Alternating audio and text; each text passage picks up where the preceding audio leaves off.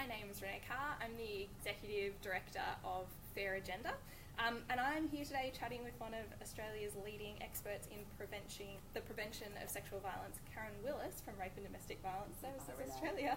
Thanks for joining us, Karen.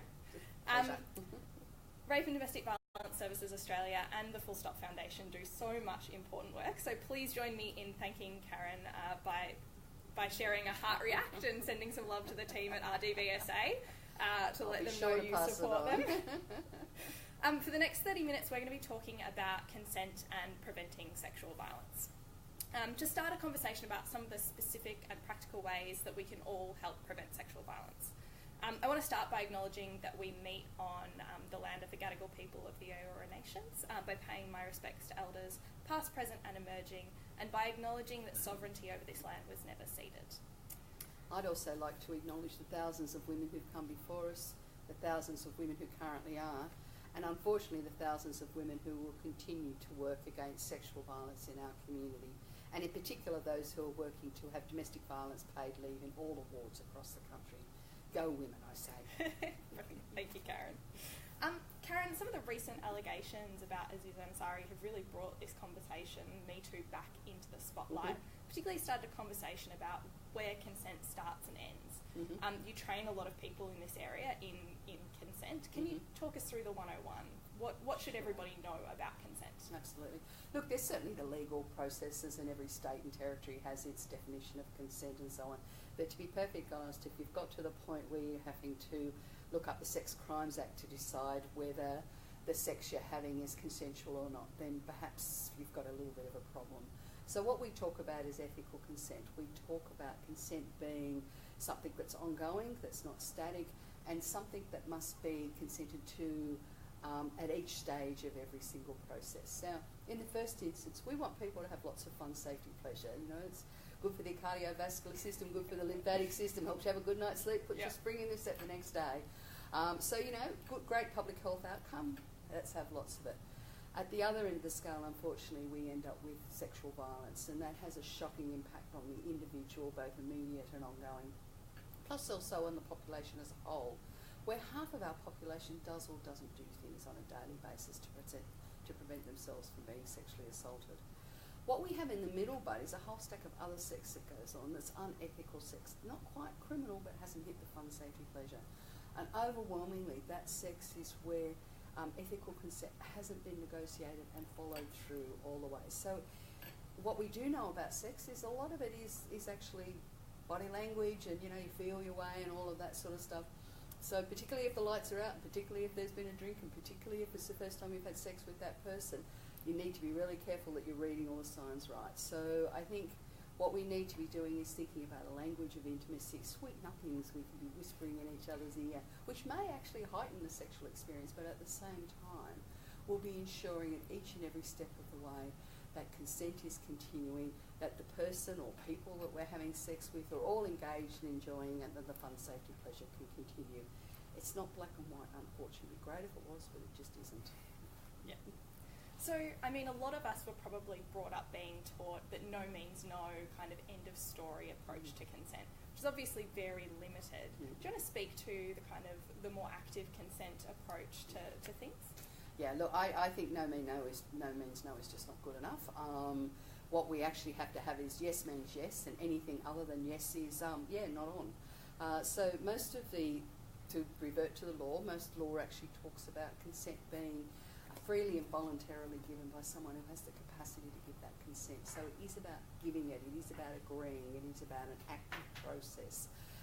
And so there's a lot of talk now about that unless you've got Yahoo, honey, you know, let's go, you're gorgeous, and yes, yes, yes, you beauty, then you actually haven't got consent. And I think that's where we need to move to, that it needs to be proactive on behalf of both or all people involved, and it has to be ongoing, and yes has to be there all the time. Yeah, I imagine one of the limitations of the no mean no approach is also that often the cues that are given to indicate that somebody is no longer consenting aren't always verbal. In fact, they're generally non-verbal, and often people talk about being in situations where they just felt it was out of control, there was nothing they could do, Perhaps they thought if they objected, then there could be physical violence or there could be ridicule or humiliation. They weren't sure of their surroundings, they weren't sure of who they were with, perhaps there'd been alcohol involved. And people talk, in particular women talk about, look, I just laid there and took it thinking it's going to be over soon, then I'll get my clothes and I'll get out of here and at least I'll be alive and I'll be safe. Yeah. And that's a long way off consensual sex. So, I mean, the no means no actually has a pretty appalling history, really. It goes back to England in the 14th to 16th century where our laws first were developed. And in the first instance, our laws were developed by men to protect property. And so then when sexual assault was added, or rape as it was called, women were seen as property. The laws were also written in a way that assumed that women were in constant state of consent. So it was only when they were drawing consent that the law said this was sexual assault. So that's where the no means no comes from. Now, our laws in Australia have now been changed, but only in 2009 in New South Wales. So up until 2009, all women in this country were walking around in a perpetual state of sexual consent, and only when they withdrew that consent were they no longer consenting. Incredibly insulting and appalling concepts and ideas. And that's where the no, did she say no, comes from in the law. So I really think we absolutely need to move away from those concepts altogether. They are an insult.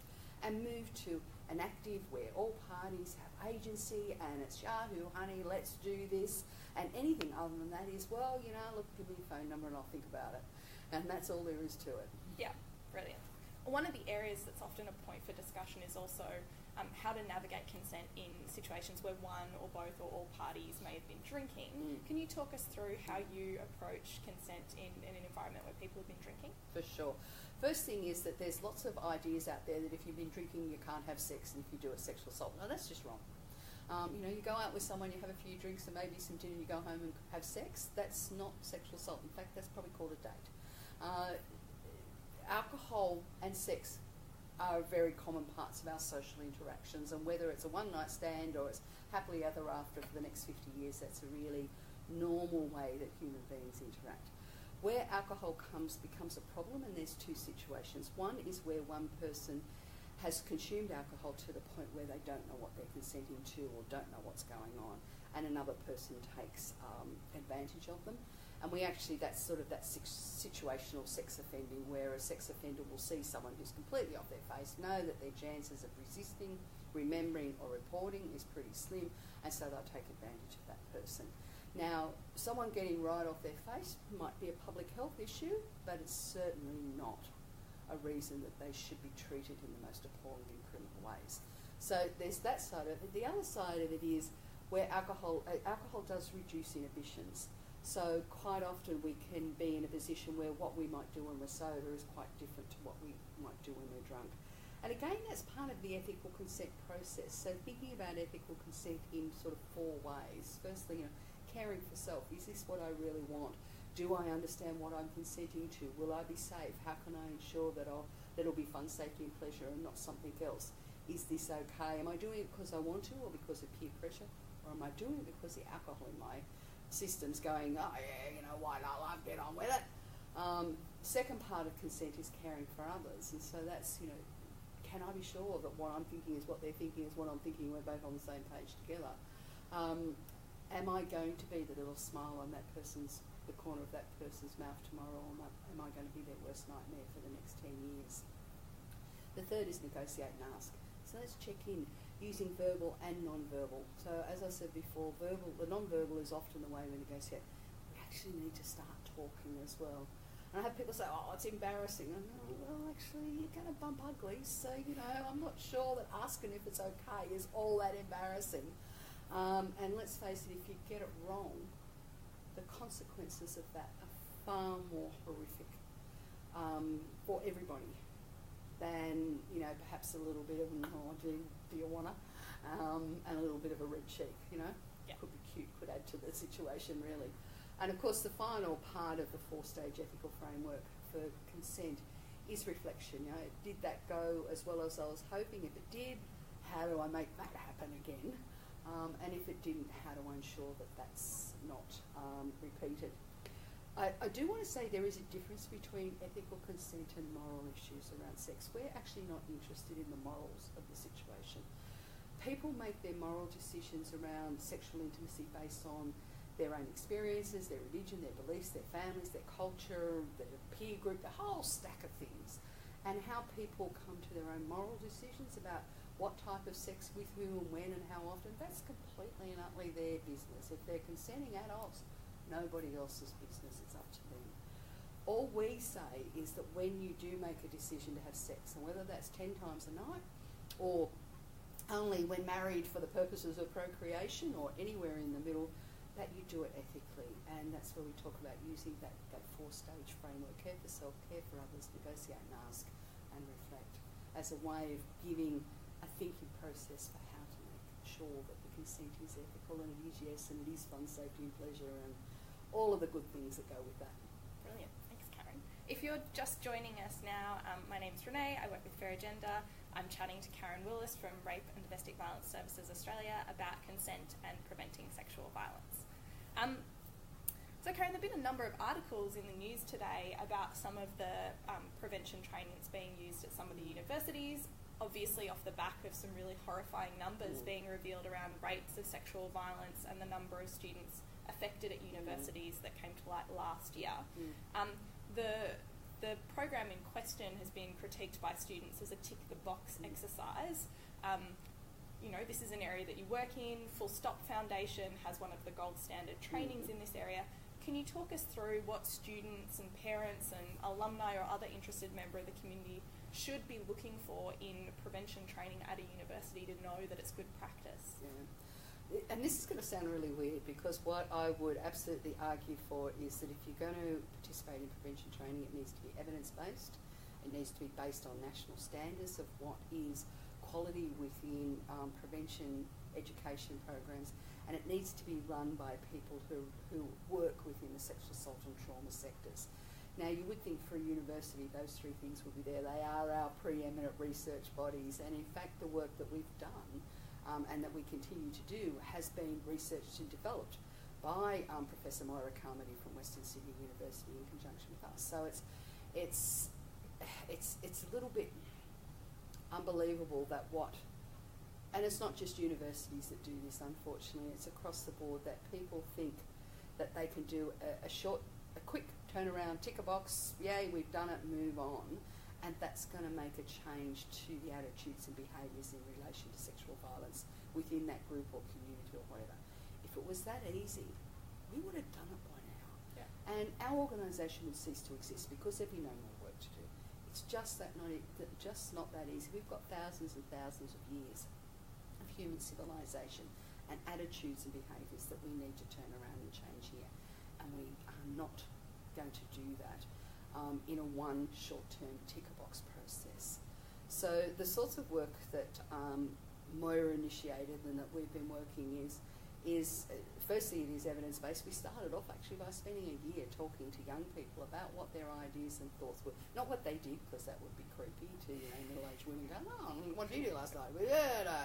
But what we talked about is how they developed their ideas and their attitudes and what information and where they got their information from and those sorts of things. And what they actually came back to us, which was, I'll go off on a little sidetracking because it's an interesting story. What they came back to us in a whole range of different ways is look, we've got the plumbing. You know, this goes here, that goes there, this happens. We've got that bit figured. We don't need any more of that. But what we don't know is if you're somewhere and you see someone who's really hot, how do you figure out if they want to have consensual sex with you? Oh God, the average 60-year-old hasn't figured that out yet. We're asking 18-year-olds to know that one. So that's when the idea of ethical consent and so on sort of developed from there.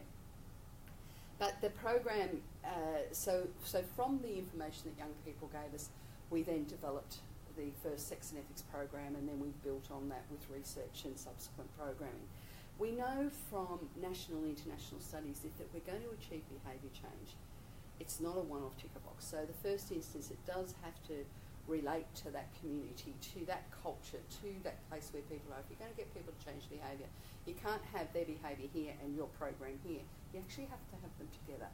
And then through reflective practice, through experiential learning, through discussion, walk with people towards the goal that hopefully you want them to go to, but that they can go themselves. Now, we know with the program, some people will move an inch, people will move 10 miles, and everywhere in the middle. And that's okay. It is an ongoing process. You know, if you think about quit smoking, we have spent, and I have no problem with this expenditure, by the way, we have spent billions of dollars in this country to get people to stop smoking. Now, when I was young, we actually didn't know that cigarettes were all that bad for us. And the idea of being told we couldn't smoke was, oh, you know, get off the grass.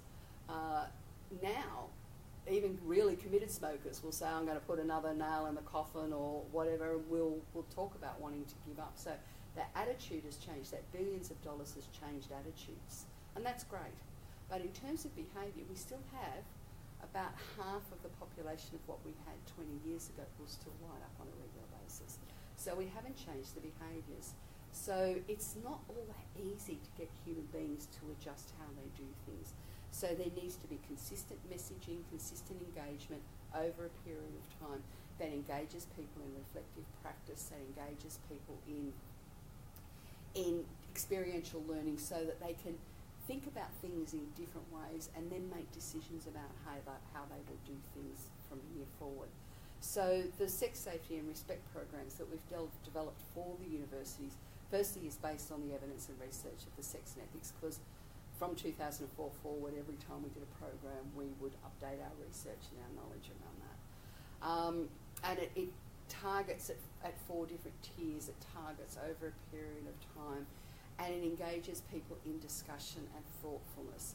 And one of the things that often comes out of the evaluation of that, particularly from the men, is, you know, we talk about sex all the time. We talk about it constantly.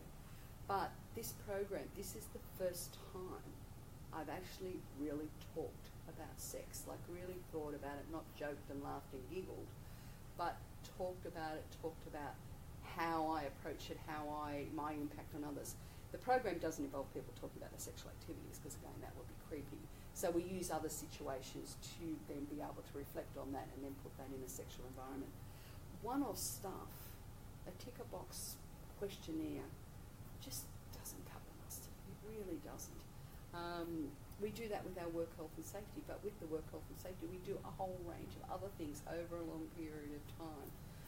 So the universities and other organisations who've decided to go the quick tick-a-box thing, okay, that's great, now you've done that. Now you actually need to go back to the evidence-based research programs that meet national standards and are run by sexual assault services, if you want to do anything. So take home for any parents or students or others interested, you should definitely be looking to make sure your university is involving a sexual assault service in the training that they're providing in this area. Helpfully, Fair Agenda have actually asked Australia's 216 residences who provides training and whether or not they involve a sexual assault service, and you can check out the results on our website at fairagenda.org. We'll be sharing the link in the comments now so that you can check that out. We have the results from last year. Of the 216 people we approached, 216 residences that we approached, I think just over 100 were providing training for all students in this area. Only 61 were involving a sexual assault service in that space. That number needs to change. We'll also be sharing a link to the campaign you can join to get involved in that, as well as a link to the training that the Full Stop Foundation provide there so that you can check out those. Please get involved and help us change this. So, Karen, I know that one of the components of the training that you provide in universities is also around what's kind of known as an ethical bystander approach. Can you tell us what that means? What is that? Yep. So a bystander is someone who observes something, generally something that's either criminal or difficult for the people engaged. An ethical bystander is a person who observes that and takes some sort of action to change that course so that individuals aren't injured, or whether that's psychological, socially, emotionally, whatever. So an ethical bystander would be someone who might do, and you know, most of us, if we saw someone being physically or sexually abused, would probably jump in or try and do something about it. But the thing is that what we do know about sex offenders is one of the key things they look for is ability to manipulate that person into a location where they can commit their act without interruption or witnesses. So most of us are highly unlikely to stumble along a sexual assault in action where we can do something about it. But there's a whole range of other things that go on out there that we can do things about. So everything from, you know, the comments at parties, the, you know, telling little girls that, oh, that you're so pretty, and little boys, oh, you're so strong. Oh, I'm sorry, little boys and little girls are just as pretty and just as strong as each other. So that sex role stereotyping that the very first thing that we ask about our baby, and even before it's born now, is what sex is it? Who cares? Like, until you're 14 or 15, actually your gender is pretty much irrelevant, but we need to know that. And if someone gets the gender wrong, the first thing we do is correct it. So we're so far backwards in our sex role stereotyping, in our ideas about what boys and girls should do, how they should grow up. We send our 16-year-old boys out with, oh, go out and have fun tonight, son, and to our daughters now, if you've got money for a cab, if you've got your friends, don't go this, don't, 20 million do's and don'ts. We don't bat an eyelid if our sons will wander out of the house in a pair of shorts and not much else. If our girls aren't covered up, we're, oh, where are you going, what are you doing? We make assumptions about what girls do and boys do. So what I'm talking about here is that whole range of gender inequities, sex role stereotyping, sense of entitlement. You know, we will focus on what men say more than what our women say. I mean, one of the little games I play with myself, which I shouldn't play because I should actually be focusing on what's going on. But if I'm sitting around a table with a group of men and women at a meeting or whatever, I'll take a bit of notice. And when blokes are talking, everyone will listen. When a woman talks, so far I've got to 120 seconds before someone in the room will check the agenda, look at their watch or check their phone. Women have got 120 seconds to get their message across. Blokes can talk from forever and everyone will listen. So it's at that level that we need to be ethical bystanders. We need to be ensuring equity in our workplaces, in our homes, in our sporting groups, in our own thoughts. Like, just thinking, am I doing that because I'm having a gender bias, or am I doing that because I'm a human rights person? So that's at that level. And if we could all start doing that, you know, if each of us just did 2 things a week at that level, pretty simple stuff, the tsunami of impact of that would be just massive. Now then, from there on in, for blokes in particular, because one of the things that we know about those who use violence in their relationships is overwhelming their men, and certainly the biggest risk factor for experiencing sexual assault is being female. That's just bottom line. So what we do know about the mostly men who use sexual violence in their relationships is that they actually don't have much respect or interest or give much credit to women at all. They actually see themselves as of much higher status. So women saying to them, do or don't do this, or you should change it, they're going to go, yeah, whatever. It's other blokes who have the power to make changes in that situation.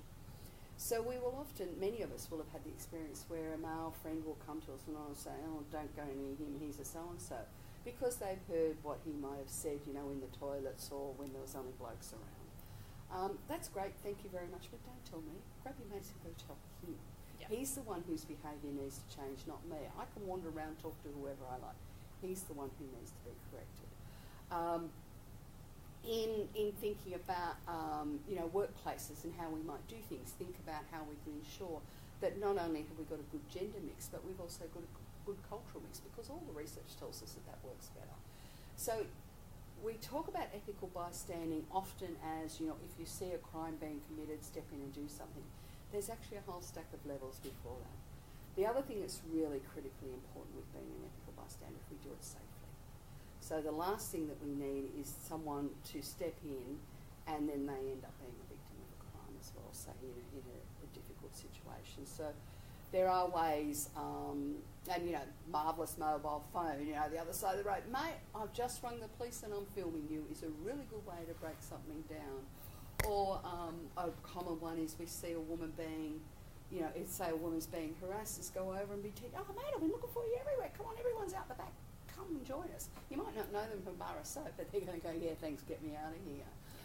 So be creative in the way you do things, make sure you're safe, but never walk by, never ignore, because every poor behaviour that we ignore is a poor behaviour that we condone. Yeah, those are two really great practical tips that we can all take away as ways to intervene if we think someone might be unsafe, which is brilliant. Thanks, Karen. I know that research shows that these kind of attitudes are really relevant to preventing violence in the long term. Can you talk to us about some of that? That's kind of, I think the jargon is primary prevention.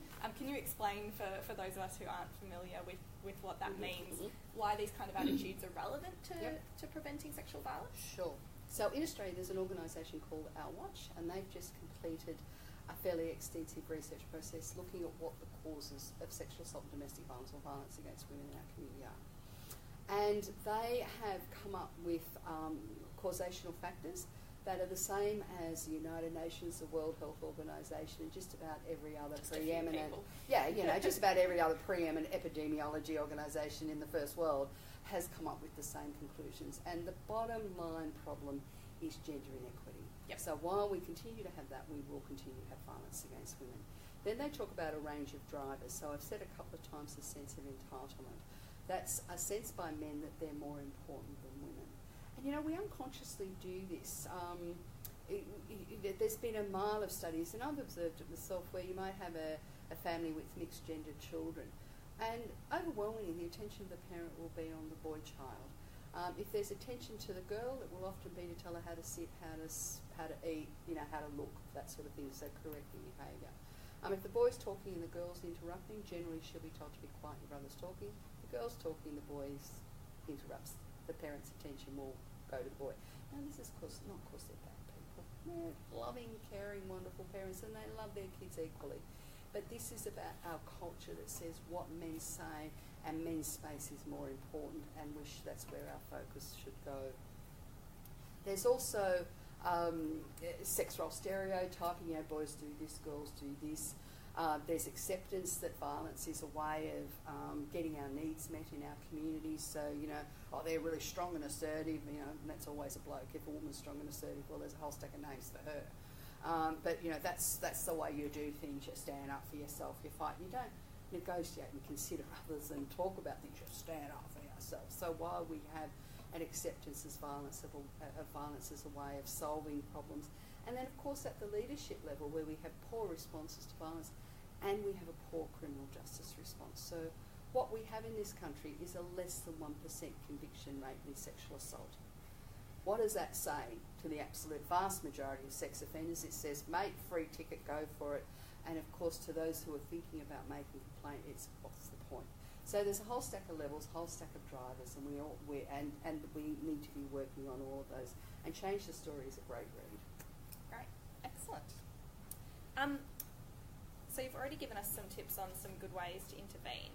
Obviously, in some contexts, there will be other dynamics at play in different power relationships. Can you talk us through, what might impact on people's ability to call things out, and also what allies should be aware of in thinking about how they approach trying to combat those attitudes and also poor behaviour in different contexts?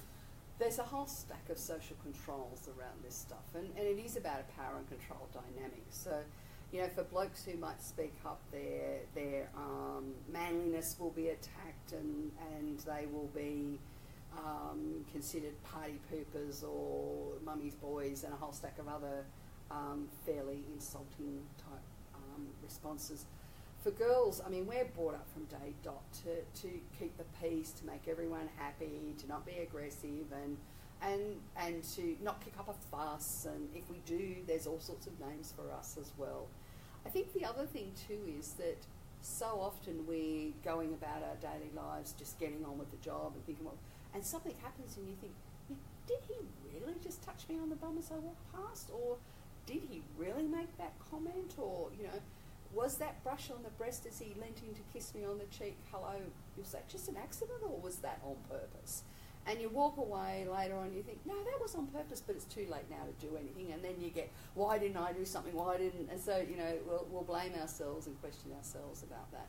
And of course, if we jump up and down on the spot, it's, don't go to here, she's a bit of crazy so-and-so, she's this, that, and the other. So there's, not only do we have that sense of entitlement and the sex role stereotyping and the gender inequity that allows it to occur, if someone actually tries to say something, then we also have a whole stack of other ways of demeaning and dehumanising them and shutting them down, rather than saying, oh, you've got to be kidding, what a mongrel. When someone says, I've been sexually assaulted, we want to know where they were, what they were doing, how they dressed, how they behaved, had they been drinking, had they been taking drugs, had they had sex before, had they had sex with that person before, and did they say no? You know, because the average sex offender really listens to that. 20 questions before we even consider that we're going to believe what this person is telling us.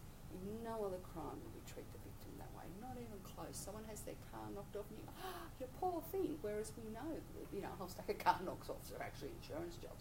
But we would never say that. We say, oh, you poor thing, that's terrible. But when it comes to sexual assault, we want to question the victim. And the same thing every other step down the track. If someone says, I was sexually harassed, I was demeaned, I was humiliated, I was undermined, I was treated inequitably, you know, we know that sexual harassment is a career killer, all of those sorts of things. What happens is the victim is judged and the victim is blamed, and the offender, there's never any consequences at all. Even when it comes to sexual assault, we want to know what she did and what she was doing, where she was. It's not a, well, where does he think he gets off behaving like that? Yeah. We never question. So if somebody that we know comes forward about sexual harassment or sexual assault, and we, you know, we're the first person that they tell, or they come forward in a workplace and we know about it, what are some simple things that we can do to try and counter that and to make sure they know and feel supported? Sure. So the first thing to get, there's three things that we really need to get across. So the first thing is that you actually believe them. And it's, oh no, that's terrible, or that's wrong, or whatever, you know, the words are, but we need to get across that we actually do believe this person. Yep. The second is that this is not your fault, and what that says is this is a crime, that this is something that you shouldn't have to experience, you shouldn't have to avoid, you shouldn't have to manage. This is the other person's responsibility and it's not your fault. And the third thing that we need to get across is that you'll do whatever you can to help. Yeah. Now, within different environments, in workplaces, then where it's a friend, a family member, there's a whole stack of different things that are possible. But we need to let that person know. So if you think about it, if something awful happens, doesn't matter what it is, if the person that you tell or you go to for help lets you know in whatever words and ways are appropriate at the time, that they believe you, that what's happened isn't your fault, and that they'll do what they can to help, you've taken your first big step towards recovery. And we know with sexual assault that when the response is positive, that it's the first step towards recovery from trauma, and secondly, it also increases that person's capacity to make decisions about reporting and seeking further assistance, counselling and whatever. If they're that first respondent, that trusted confidant, says in any way things that indicate they might not believe them or think that the offender is responsible, ask the why questions, why did you go here, why did you do that, which are blame questions, what will happen is that person will be shut down and they won't talk about it again. So it's really important we believe them, it's a crime, and we'll do what we can to help. And if you can just do those three simple things, you've done an excellent, excellent job. Don't have to be a counsellor, that's our job. Leave that work to us. Just get across those three messages. Brilliant. Those are three really practical tips that we can all take away and make sure we do to support people around us. If we want to support somebody to reach out to a service, Karen, can you suggest a place that people might be able to turn to for support? Yes, look, in every state and territory there are 24/7 telephone services, but there is a national service called 1-800-RESPECT. You can absolutely call them 24/7, talk to the counsellors. They'll provide you with some initial assistance, what your options are, and also assist you to access local services. There's also, of course, the police if you want to report, and they'll assist you to access the local sexual assault service, get medical services, whatever else is required. Please don't ever think that there is no one out there. What we do know is overwhelmingly the point of first disclosure is a friend or family member, and then that person will assist the person to access other services. So there are a range of options, and I know you've got those on your website. Yeah, we can certainly include those in the links as well. Thank you so much, Karen, for your time today and for sharing your expertise. Final question is, obviously Full Stop Foundation do some great training in universities, but that's not the only context Do you want to let us know the other trainings that Full Stop have on offer? Okay, so our training is, there's the prevention area, so certainly the sex safety and respect programs that are specifically tailored for universities.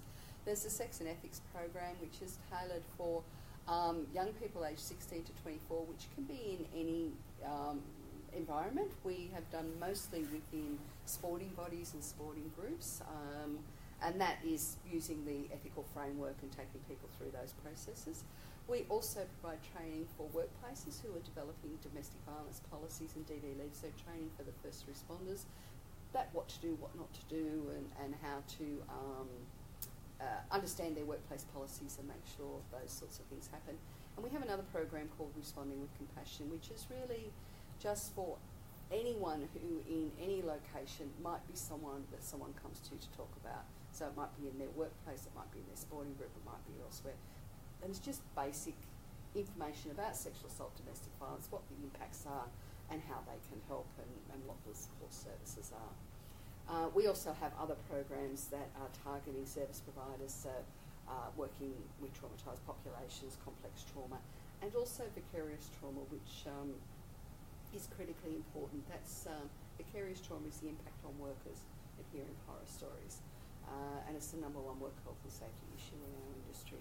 But we would also encourage people who might be first responders who this might be their only story, because one of the things that we absolutely know is every sexual assault story is an absolute shocker. The actual story, what occurred, and the pain for the person who's experienced it, and the impact on those around who love and care for them is terrible. And if you're the person who might be the first responder and providing support and so on, yep, at that point in time be 150% with that person. But once you've done what you need to do and you've let them know that you believe them, it's not their fault, and you'll do what you can to help, the next step is to look after you, because those stories can haunt people for a very long time. And again, any of the 24/7 services that are on your website, just ring, debrief, get it out of your system, so that then you can go on to, continue to have the most marvellous of lives. Wonderful. Thank you so much, Karen. So if you've just joined us, key takeaways, if people are coming to you to talk about sexual harassment or sexual assault, the 3 important things to do are say, I believe you, it's not your fault, and I'll support you with whatever you want to do. One of the most, if you've been looking at the papers today, one of the headline stories is around training in universities to prevent sexual violence. The key things you want to be looking for there are that it's evidence-based, and also that it involves a sexual assault service. You can look at Fair Agenda's website to look at what the 216 residences had on offer last year, and to check out our new survey results, which will come out next week. And we really encourage all of you to get involved in the campaign to ensure more colleges are providing best practice sexual assault, to ensure that those horrific numbers of sexual violence on campus come down, because we know that students living on residence are disproportionately affected by sexual assault. We'd also love for you to get involved in Fair Agenda's other campaigns on issues affecting women. You can do that at our website, fairagenda.org. We hope this will be the first in a series of conversations with experts like Karen about how we can all help to prevent sexual violence. If you've got questions that you'd like to see us ask in future discussions, please leave them in the comments, and we hope to get to them next time. Thank you all for tuning in.